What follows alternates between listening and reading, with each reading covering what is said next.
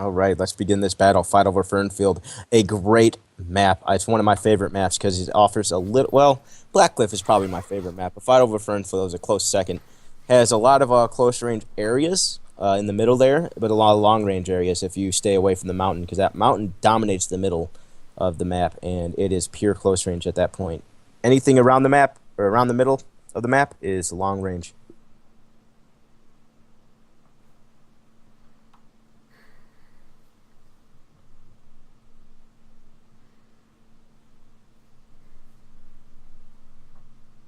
The only issue I have with this map, to be honest, is the draw distance.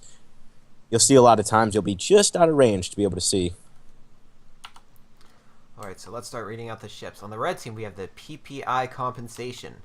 That is a Mobula piloted by FENRIC'S Shard, which has a Mercury as the main gun. It has 2 Artemises on the bottom deck, and a mine launcher, and a flare gun on the top deck. There's also the Zapdos, piloted by Puppet Dragon, which is a junker that has an Artemis as the front gun, and 2 Artemises on the left side, and a flamethrower and a Gatling on the right side. All right, and then we have a Mobula Nandorin being piloted by Sir Stefan.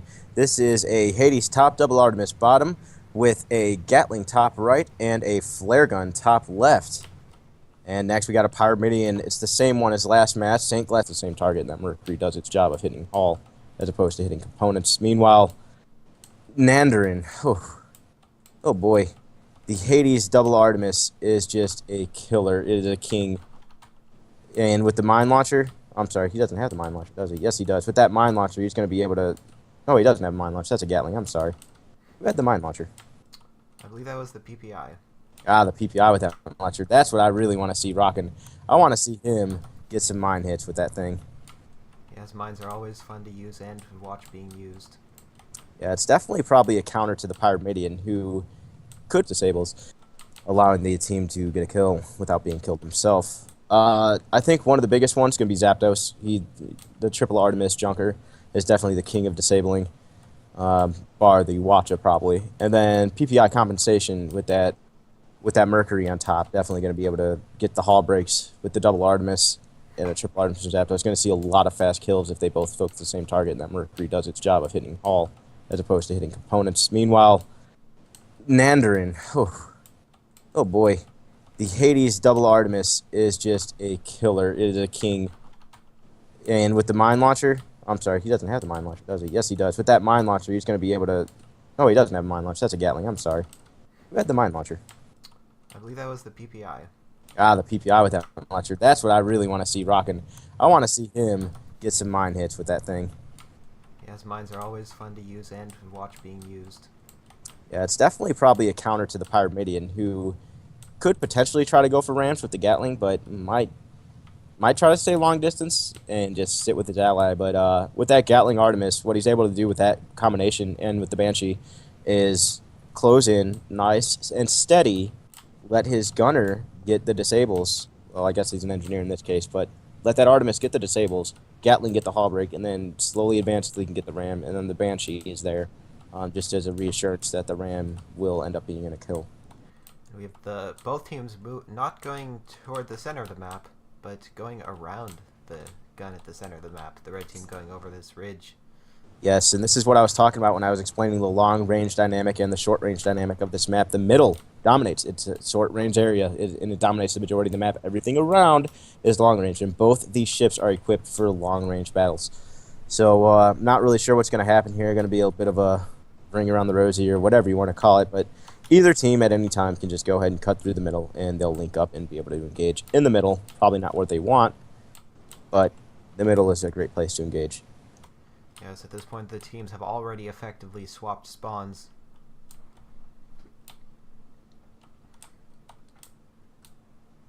Mandarin, Mighty Cab and Sir Stefan piloting those two ships. They swapped spawns with Red Team, and that kind of almost cost them the game. They had great engagements and won, but the respawns are what got them. Yes, that was a very close match to watch. But it looks like blue team may be approaching toward the center of the map now. Now look at here. Look at how low Zapdos is. That's kind of a dangerous spot to be in with Triple Artemis and a Junker. Junker does not have a great ability to rise up, so he might want to go ahead and get some altitude while he still can. I'm not sure why he's so low, other than to provide cover and stay away from spots.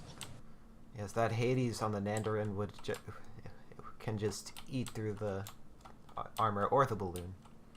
Oh yes, and that's the key thing you want to take out on the Junker. You take out that balloon, and that's just a giant target. The hull is a little bit harder to hit unless you're either a really good gunner or within about 700 meters. Anything beyond 700 meters for the average gunner is not going to get good hits on that hull.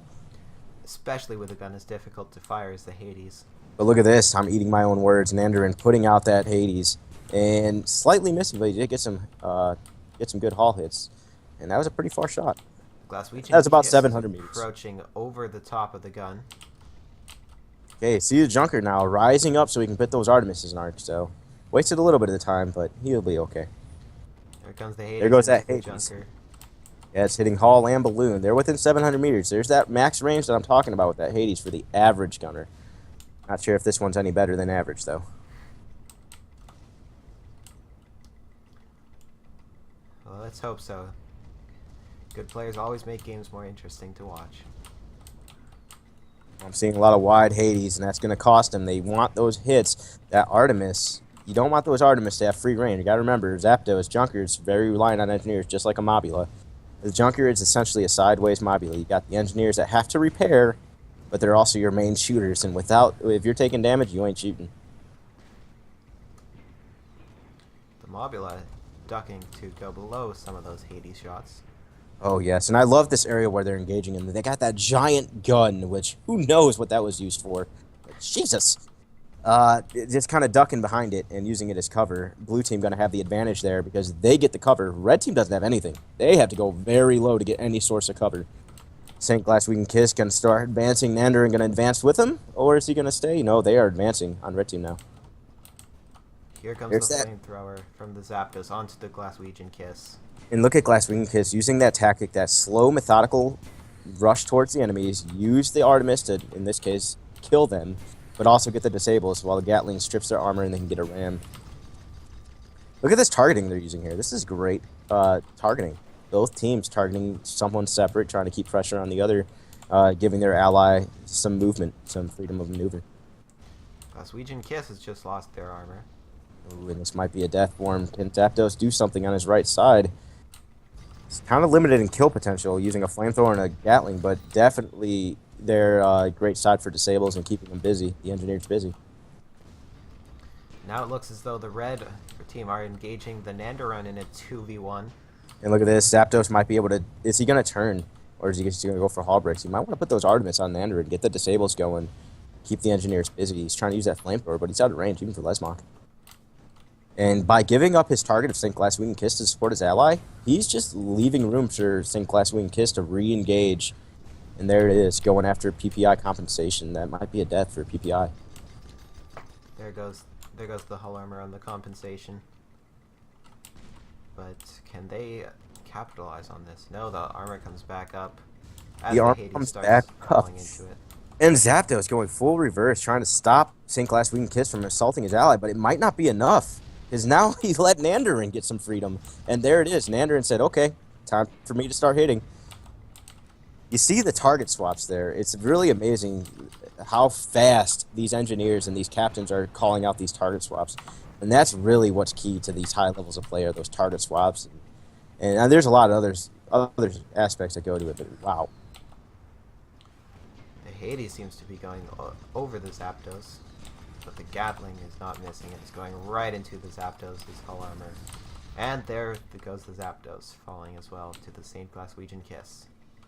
Ah, yes, and St. Glaswegian Kiss, Nandarin, Sir Stefan, and Mighty Keb bringing that engagement towards their own spawn, really advancing there, using that gun as cover, seeing an opportunity to move in, both moving at the same time, nearly simultaneously, swapping targets where necessary, getting some freedom. Every time they had an opening, they took it, and now they're safe in their own spawn.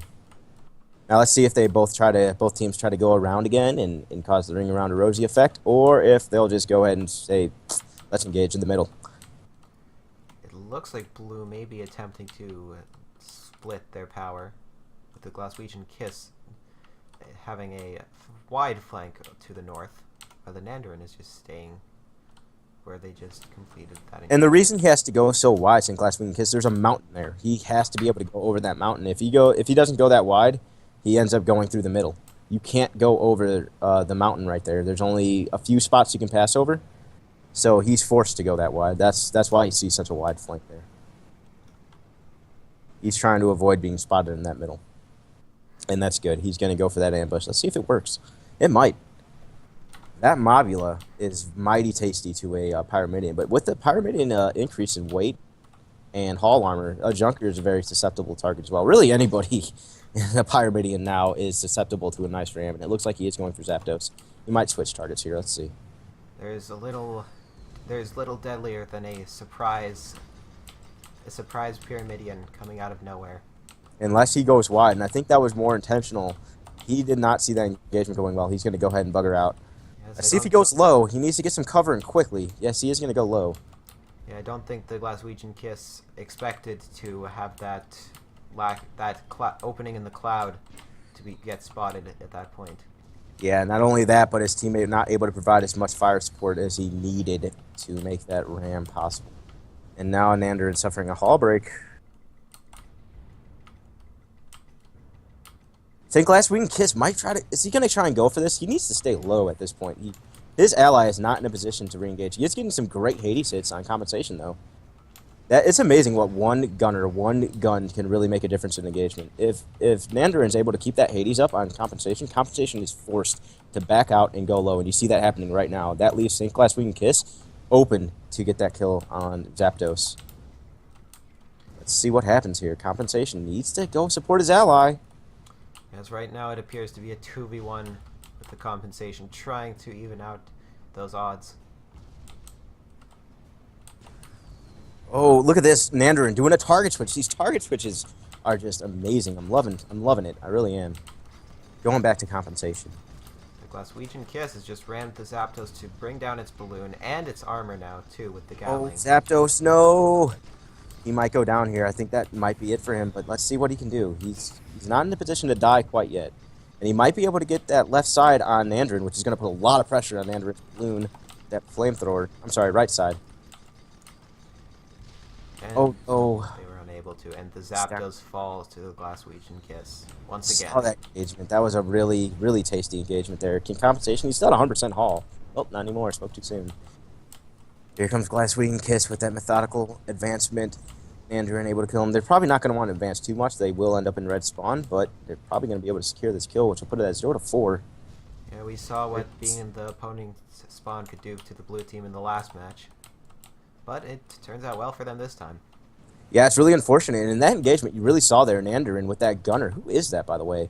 Abel Limo really putting the pressure on that other Mobula, and that's really what turned the engagement. The second Nandarin's Hades started hitting that Mobula, what is it? Yeah, second Nandarin started hitting compensation. That was it. Compensation had to back out, and that left his Junker exposed. Junker was not able to pull out fast enough, and that's really what turned the engagement and allowed the blue team to advance and take over all of that cover that red team was trying to use. And in this map, taking cover is really what can be a game changer, because there's so little of it. It's so spaced out. Like I said, it's a close range map in the middle, but it's long range everywhere else. So the little bit of cover that you do have, you have to secure, you have to hold. If you get backed away from your piece of cover, you're done. That's it. Because you're going to be left out in the open while the other team can duck in between cover. The red team has opted to spawn way toward the south. They're now making their way up back toward their original spawn. Then the blue team has remained toward the center, and the spot comes out on the compensation. This is still anybody's game. Single kill to finish off this match with about 10 minutes remaining. There's 10 minutes left, 0-4, but red team still has it. I will never call a game until it is over. They can still fix whatever errors they have made and take advantage of all the errors that blue team has made. Plenty of hits seem to be coming out on the compensation now, but only losing a single gun. Here comes Zapdos. Left side, Artemis. Get those disables.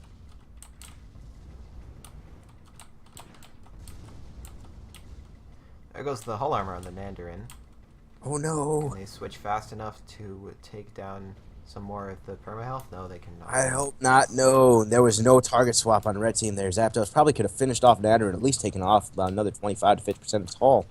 Would have left him at a splinter of health. And look at this. Trying to put those Artemis into a Pyromanian is so difficult, especially if you have any kind of an altitude, because that hull on that tip just protects it. And that's probably going to be a death for Zapdos. And that'll be game to blue. The armor comes back up just in time. Zapdos is now missing 3 disable guns on the and Gatling, engine. the disable on the flamethrower. St. Glass Wing Kiss has got this. There it is. And that's really unfortunate. Zapdos tried to put his guns onto the Pyromanian there. Not able to get the disables on those front guns. Very, very hard to disable the front guns of a Pyromanian if you have any kind of altitude advantage, because your shots usually end up hitting the armor. You kind of got to be at the exact same altitude. And the only problem with that, especially in a Junker, if you're the same altitude as a Pyromanian, he's going to ram you. You can't use hydrogen to escape a Pyromanian in a Junker. It's not going to happen.